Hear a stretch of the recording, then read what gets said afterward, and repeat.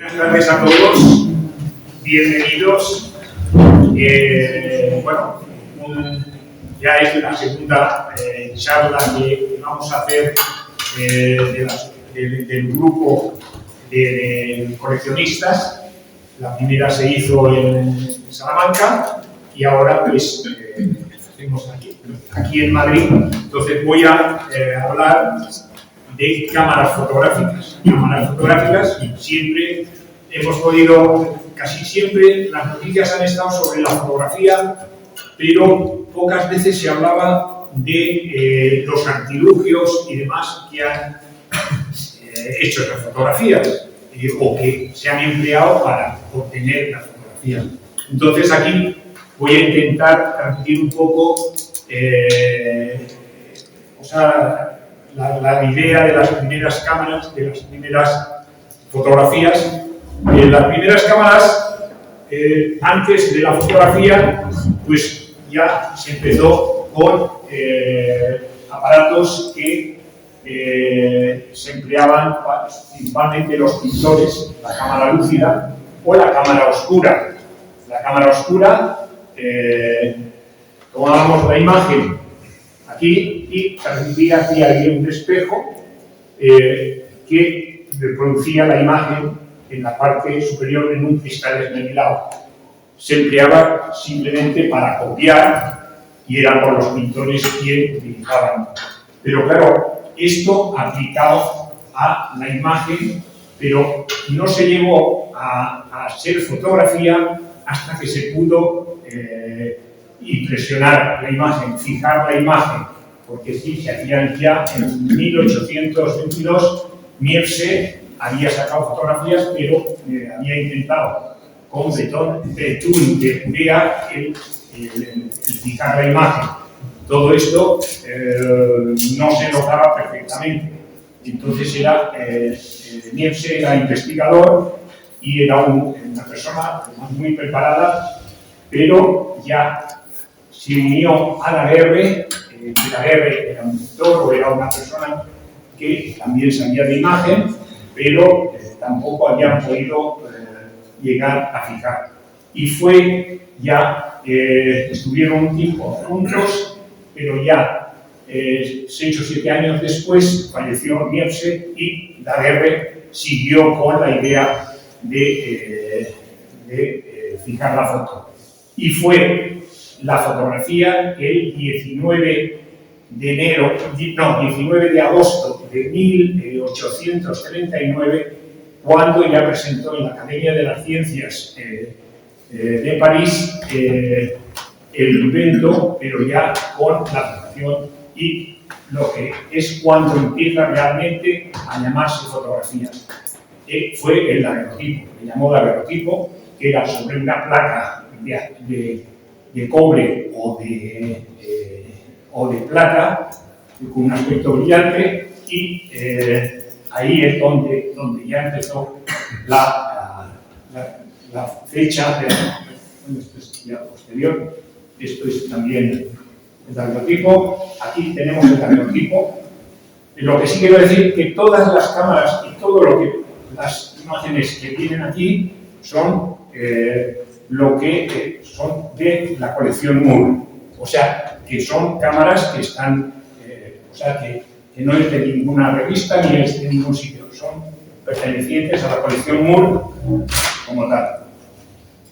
El daguerrotipo, el primero, tardaba mucho un retrato, pues podía estar 15 minutos posando, entonces, era un problema grande, pero todo el mundo quería hacerse fotografías, porque era una gran novedad el verse retratado. Entonces ya salió, poco después, al poco tiempo, salió este daguerrotipo Voigtlander, que ya era 15 veces menor la luz que necesitaba. Entonces también fue un gran avance, ya en 1840. Este es un objetivo de daguerrotipo. Charles Chevalier era uno de los fabricantes franceses de los principales objetivos que se emplearon en este fin. Esta enseguida al mes siguiente de aparecer los primeros datos del daguerrotipo, enseguida hubo una traducción, que esta es la primera traducción del libro, se hizo en Barcelona, y un mes después es el otro libro, el segundo, que se hizo en Madrid. Este es un daguerrotipo, este es una factura de un daguerrotipo, de lo que valía un daguerrotipo, que eran pues 490 francos franceses. Estos son los daguerrotipos, eran de placa completa, había 9 tipos de daguerrotipo, o sea, formatos. Esta es una cámara de daguerrotipo, pero esta es de un sexto de placa.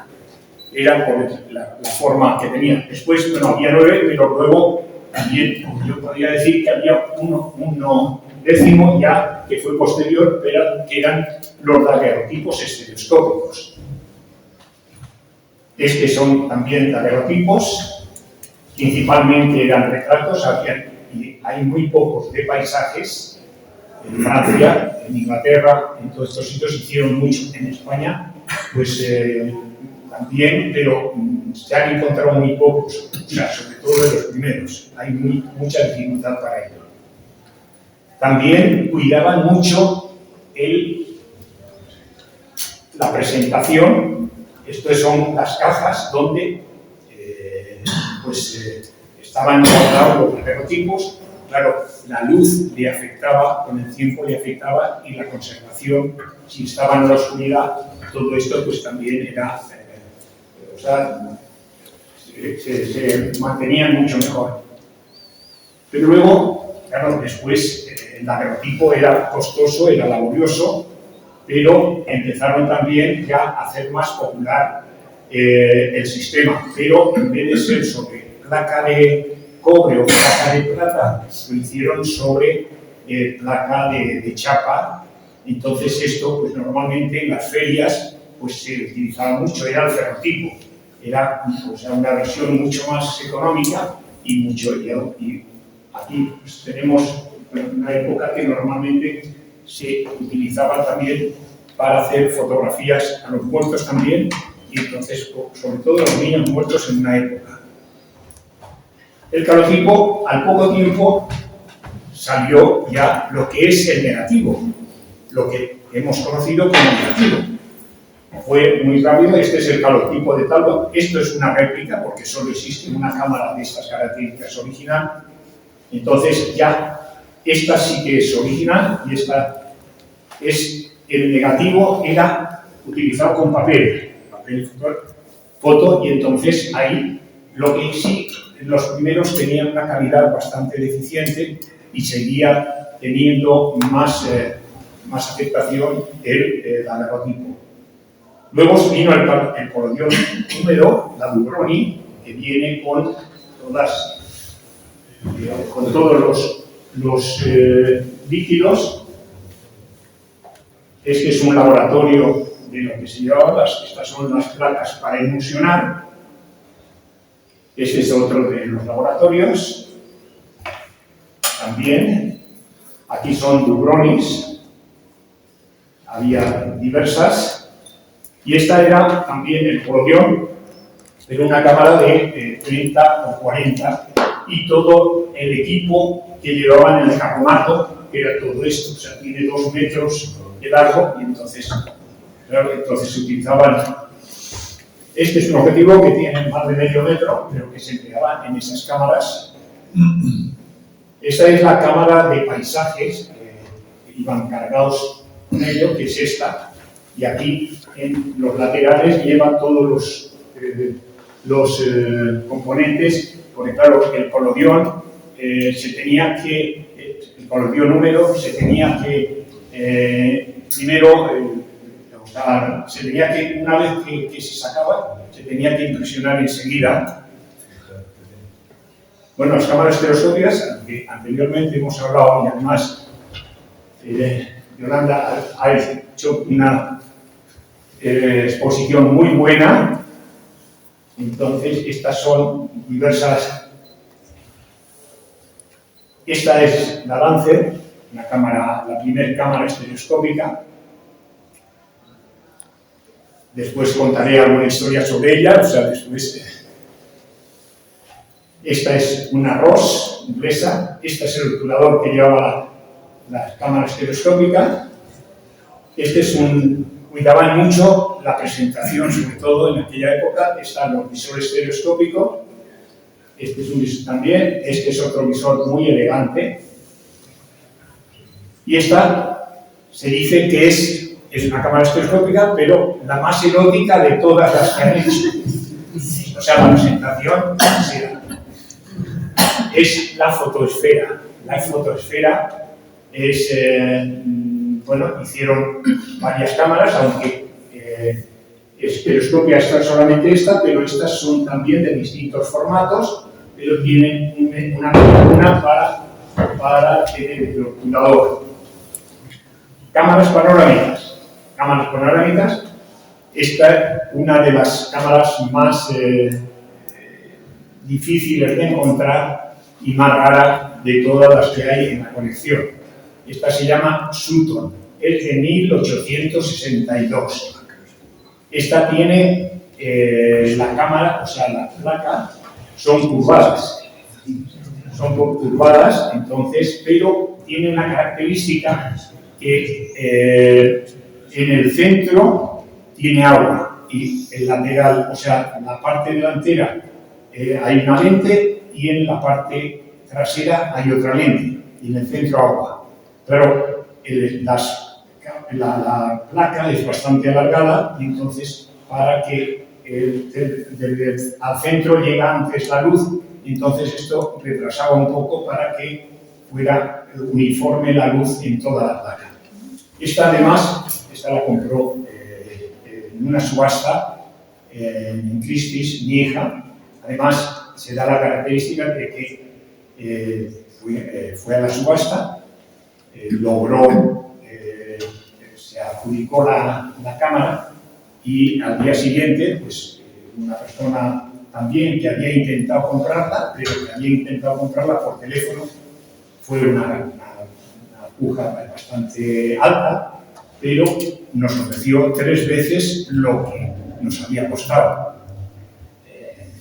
Claro, una vez que adquieres una cámara para tu colección y además la estás buscando, ya no es el valor económico que te puedan ofrecer. Y bueno, lo que sí quiero decir que sigue dentro de la colección. Esta también es panorámica, de la Typographe, 1893. Esta es de 12×30, de 1880. Bueno, cámaras de objetivos múltiples. Estas, bueno, aquí, allá, estas son las cámaras de objetivos múltiples. Estas, o también estas. Estas principalmente se utilizaban también para tarjetas de visite. Recientemente ha habido una exposición magistral en la Biblioteca Regional de colecciones reales y que además ha estado francamente muy bien. Esta es esta que hemos visto. Esta es de 9 objetivos. Esta es de 4, otro modelo. Esta es la parte trasera de la cámara. Y estos son los álbumes donde se presentaban las tarjetas de visite. Sobre todo pues, en los años 70, 80, 90 tuvo gran repercusión este tipo de fotografía.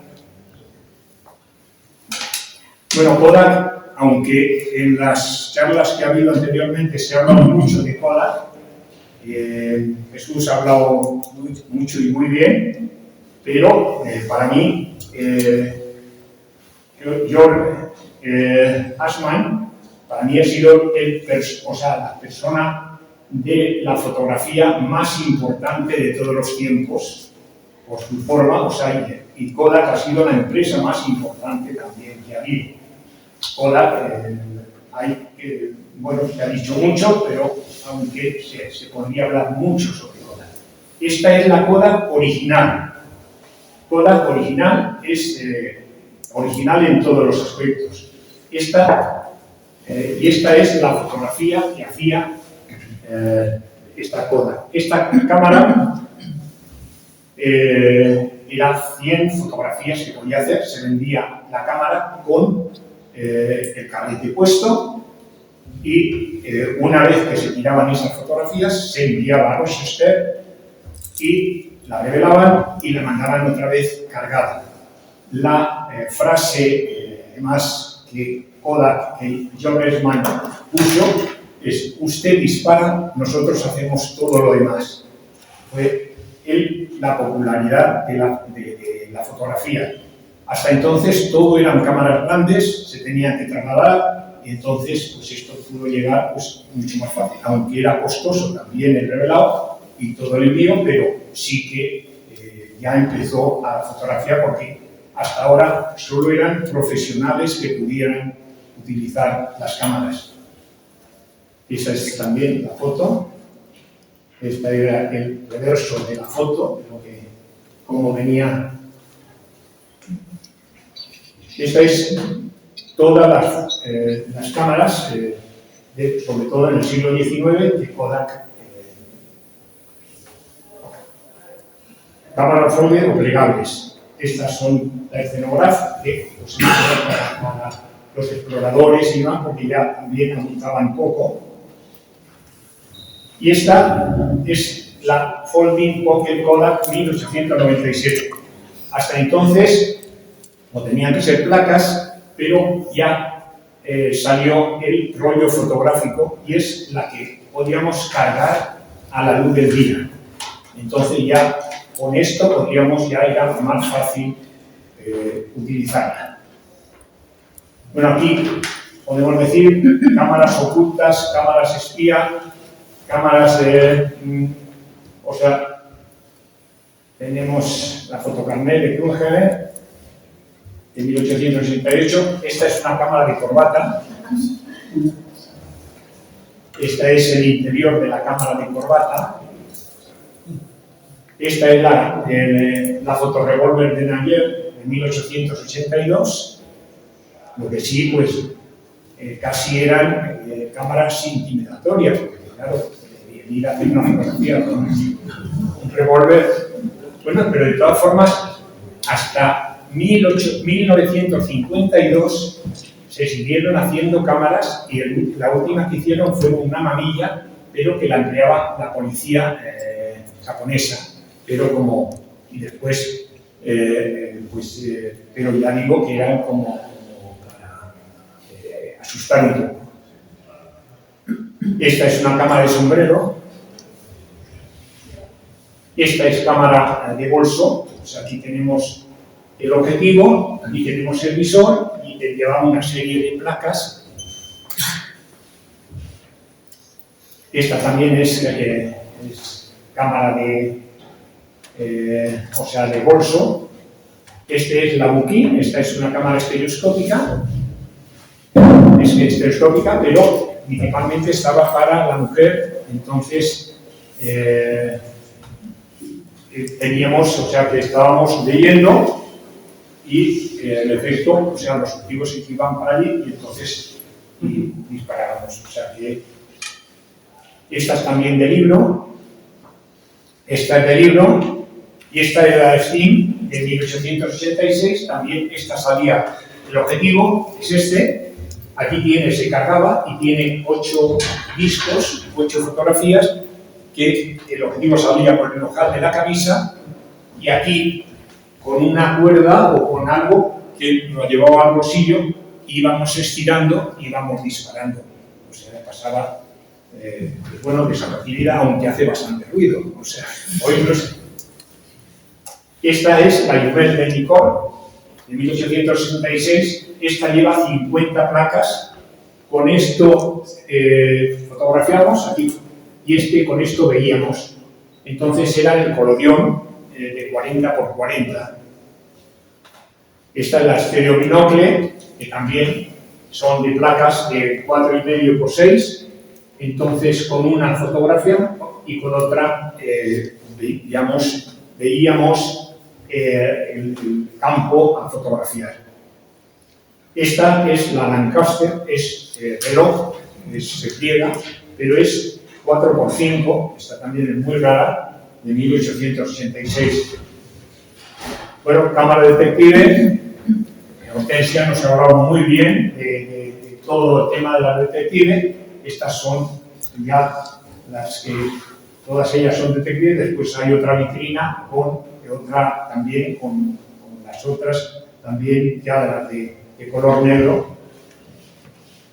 Y esta es la escopeta de Dadier, es de 1868. Esta, bueno, me la regalaron mis hijos en mis 70 cumpleaños. Esta tenía la característica, utilizaba el mismo rollo que la cámara o sea, Kodak original. O sea, eran 100 fotografías que podía hacer. Es muy bonita, además. Y esta es otra también de los regalos de un cumpleaños, también de mis hijos, que es ya empleaba el almacén de las placas secas y se llama fotorrevólver. O sea, pero eran 13x18. O sea, iban cayendo las placas tal como íbamos fotografiando a través de ellas. Bueno, cámara reflex, esta es la primera cámara reflex de 1895. O sea, veíamos a través del objetivo, aquí teníamos un espejo y lo veíamos reflex, pues entonces podíamos, y tenía ese obturador de plano focal de cortinilla. Cámaras binoculares. Bueno, yo diría esta que es una reflex binocular. Vemos por esto y vemos y fotografiamos, es la base de lo que fue pues, después ya en el siglo XX, pues la Rolleiflex o la Yashica o la Mamiya C330, o sea, cámaras que veíamos por la parte superior y después fotografiamos por dentro. Esta también, y esta es una reflex binocular. El flash electrónico.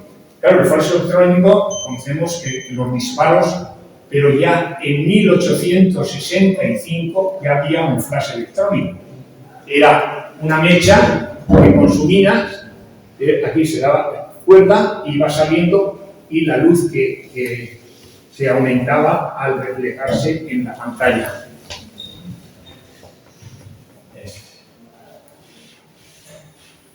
Bueno, la fotografía en color ya 1899, esta es la primera cámara que se logró para hacer color. Era pero en 1865 ya Ducos de Hurón ya había hecho experimentos, pero no salió hasta esta fecha la primera cámara. Eran basados en los 3 colores básicos, el rojo, el azul y el verde. Esta es la misma. Y bueno, y aquí vamos ya a los inicios del cine. Ya en 1644, en el libro Armagna de Lucis Umbre, de Athanasius Kircher, ya hablaba de la proyección de la luz. Entonces esto se empezó en la base de las linternas mágicas. Las linternas mágicas primero eran pues, con dibujos o con escenas, pero luego ya este es el zoótropo, también los aparatos donde hacíamos girarlo y entonces veíamos las imágenes en movimiento que principalmente eran dibujos. El fascinoscopio también. Y aquí tenemos la primera cámara, el cinematógrafo Lumière. El cinematógrafo Lumière se presentó en el 30 de diciembre de 1895. Los hermanos Lumière presentaron la cámara, y la cámara es esta. Esta es la cámara original. Esta cámara, el cinematógrafo, eran películas de 50 segundos.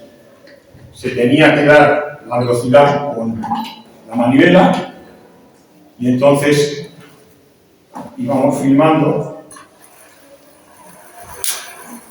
Claro, esta misma cámara se empleaba después para la proyección. Cambiábamos esta parte donde estaba la película ya revelada y cambiábamos el objetivo. Entonces ahí es donde funcionábamos así, y teníamos una fuente de luz en el exterior para que la imagen pues, se proyectara. Aquí,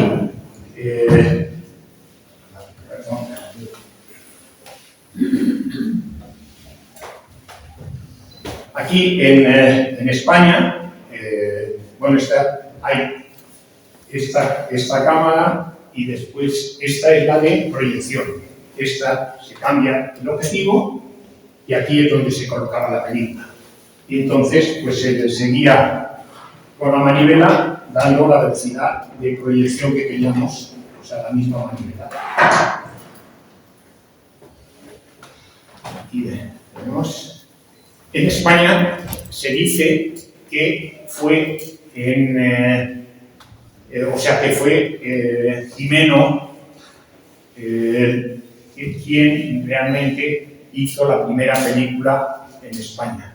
No hay seguridad, se dice que era en 1896, pero yo dispongo de la factura de la 212, de la cámara número 212, que Gimeno había comprado estando en Burgos y que su precio, y que había pagado 2.220 francos después de haberle hecho un descuento de 280 francos. Este Gimeno hizo la primera película, la salida de misa del Pilar de Zaragoza. También Gimeno era un feriante, iba por las ciudades proyectando cine, y días pasados estaba leyendo un libro sobre el cine en Euskadi, y entonces me llamó la atención también de que ponía de que cada proyección pues la acompañaba con música y la acompañaba con un limoner, y un limoner es un aparato grande de cartones perforados que tenemos en el Museo de la Huelga, que allí pues, realmente pues produce música y además produce una buena música. Entonces, para no estar solamente la proyección, sino que acompañaba con sonidos. Ya en España, Gimeno, pues con el tiempo, hubo sus descendientes, y en el 2009 salieron dos cámaras a subasta en Christie's que pertenecían a los herederos, de los que habían ido, y entonces había fallecido el último heredero, y la compañera o la que se había casado con él, que casualmente era Bienvenida Pérez, una persona conocida dentro de los temas de corazón en televisión, además, que era persona que se decía que si había conquistado a algunos ingleses, o sea, dentro de... Y entonces había... Total, entonces, se murió Eduardo Gimeno, que era pues, el último, no sé si era el bisnieto del primer Gimeno, y pues ella, con todas sus cosas, pues las puso en Christie's. Yo fui a esa subasta y llegué, porque era gran interés, eran dos aparatos y después iban 9 películas, y se pujaron. Ya entonces yo pujé hasta 100.000 euros y ya pues se lo quedó un comerciante francés, y ya después no he sabido el paradero de todos esos aparatos. Pero realmente es curioso también que ha gustado tener pues, lo que representaba dentro de España. Aquí, Sigristi, 1896, estas son las cámaras más bonitas y ya que llevaban una velocidad de un 2000 avos de segundo. Esta Sigristi, bueno, tenía también una historia en Francia, pues, ha sido la cuna de la fotografía, pero también hay una serie de ferias en distintas partes de Francia, pero la más nombrada es en Biebres, que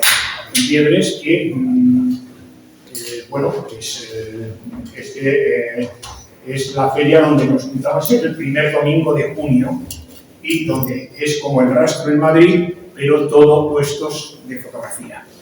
Y de toda Europa, incluso de América también vienen, pues, sobre todo visitantes. Entonces, pero había otra feria que hay, que es en el espacio Champéret, pero esa era en invierno. Y bueno, pues iba a una de estas ferias y fui y vi la cámara. Bueno, pues claro, enseguida cuando ves una cámara se te van los ojos. Pero claro, también hay que negociar y hay que luchar por mirar de sacar lo más económica posible.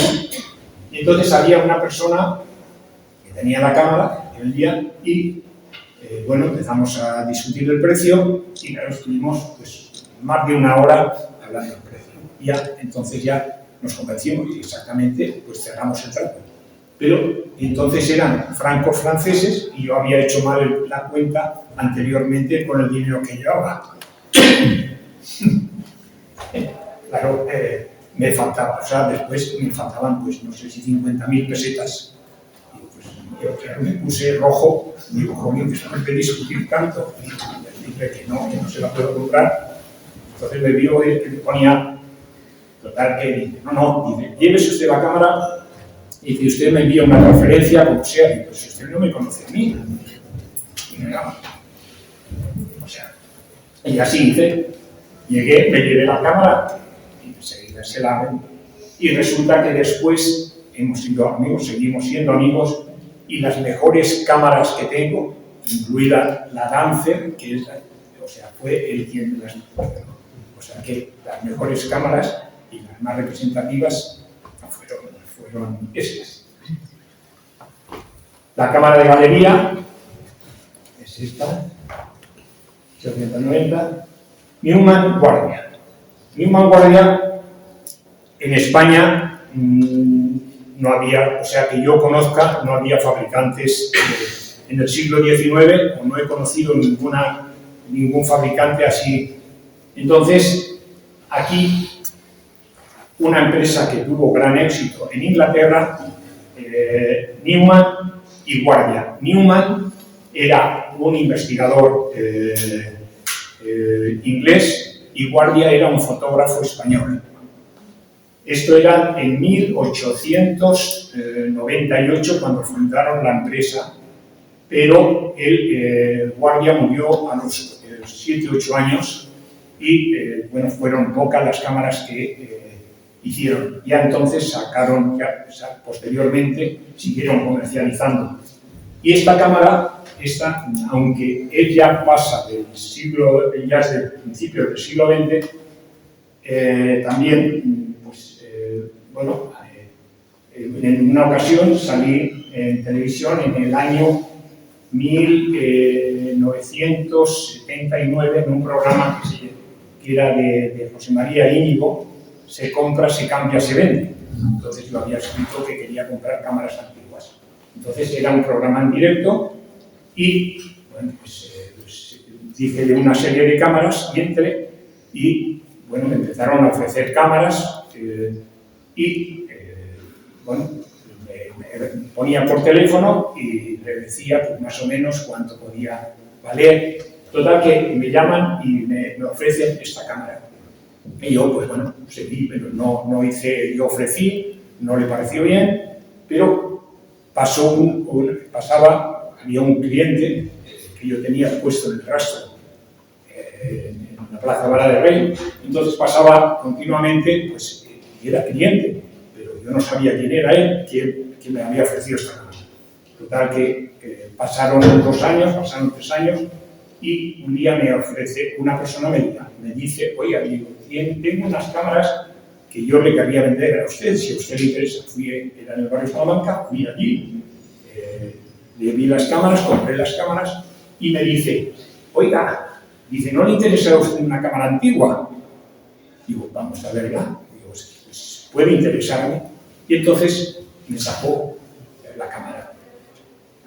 Digo, pues sí que. Digo, bueno, ¿qué? Dice, ¿cuánto me ofrece usted? Lo miro, y entonces ya caí que era la persona que me había ofrecido esa cámara. Le digo, bueno, mire, 14.000 pesetas. Dice, ¿dónde va usted? Dice, ¿se acuerda usted de aquel chalao que salió hace unos días? Dice, aquel me ofrecía 50.000 pesetas. Digo, mire, el chalao lo tiene usted delante. Entonces, ahí terminamos todo. Yo le había pagado lo anterior y no volvimos a hablar del tema, pues él seguía todos los domingos viniendo por el puesto del rastro, charlábamos amistosamente, cambiábamos impresiones, y después de un tiempo ya pasar, y un día, pues hablando, pues le invité a que viera mis cámaras, y un día vino a ver las cámaras y me trajo y me las regaló. Bueno, y aquí ya o sea, finalizando, esta puede ser tal vez, bueno, para mí, la cámara más importante de mi colección. No por su valor, sino por su significado. Había, entonces, pues mis conocimientos no eran grandes, sí que tenía gran ilusión por conocer, pero tampoco había no teníamos entonces ni internet, no teníamos ningún medio de conocer, ni libros tampoco. Esta cámara es la primera que compré en el rastro y la primera que vendí. Intenté durante mucho tiempo el volverla a recuperar por el significado y tardó bastante tiempo hasta que un día la persona que se le había vendido también fue y me la regaló. Y esta es la panorámica, pero también hay otro tema que es, como comentaba, que no había ni libros tampoco, no había información sobre cámaras, pero ya había un libro que era de Michel Auer, que estaba en el Corte Inglés. El Corte Inglés, pero ya valía 5.000 pesetas entonces, que era este concretamente. Entonces, bueno, aunque estaba en francés, no sabía francés, pero esta es la cámara y el libro fueron lo que sí me ha acompañado siempre y entonces lo doy como mis piezas fundamentales y piezas más importantes dentro de mi colección. Esta es la colección. Y bueno, ya está aquí. Esto está detrás de la tienda tuya. No, en su casa. En su casa, ¿no? En su casa. Entonces, muchas gracias.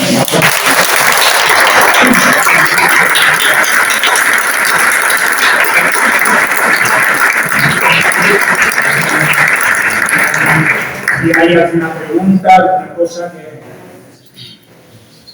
Todas. Ahí hay el fondo. Paloma. Sí. A mí me gustaría saber, ya que estamos aquí entre los coleccionistas de cámaras, si tú tienes dentro de tu colección cámaras de Lutero Y si conoces, bueno, al último que yo he conocido, que es el que está en el Prado, pero si tienes dentro de tu colección lo que es la Cámara del Minutero con el laboratorio dentro y todo eso, ¿tienes alguna? Pues una base de, porque en la Cámara del Minutero, sí, o sea, tengo varias, hay varias, lo que pasa que abundan más. Pero una de las bases está, porque la fotografía del minutero se hace sobre papel, y el papel es el negativo y después se copia, que es la base de cuando salió el primer negativo, el talbotipo o el calotipo. O sea, sí, es el... además, pues son muchos los que hay, pues repartidos por toda España, que tengo contacto con ellos y que charlamos sobre todo sobre la fotografía minutera, que sigue en vigor y que sigue, pues, a cierto interés. Hace poco han publicado un libro muy bueno de fotografía minutera.